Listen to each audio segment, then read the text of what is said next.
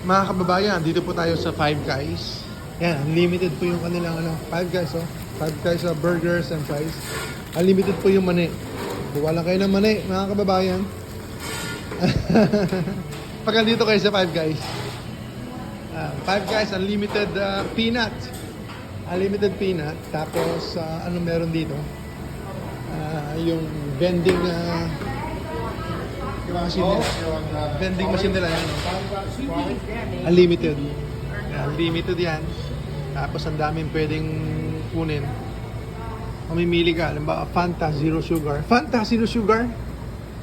Yan o. Fanta Zero Sugar. Galing Tapos back. Ayan.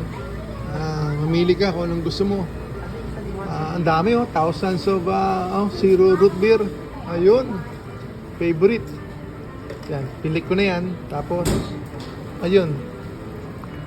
Ayun. Is it sweet? Did you ever taste it? Ayun root beer. Yan, root beer. Ayun back natin. Back natin. Yun mamili ka na.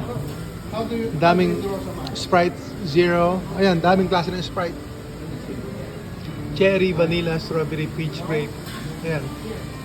Actually, luma na to. Mga around 8 years ago, 10 years ago. Meron na to. Pero mas naganap na lang ngayon. Meron din ginger ale. Meron din Powerade. So, Coca-Cola to. Coca-Cola vending machine. Low, no calorie. Umili ka rito. Low, no calorie. Caffeine free. Ayan. So, astig, di ba? Astig.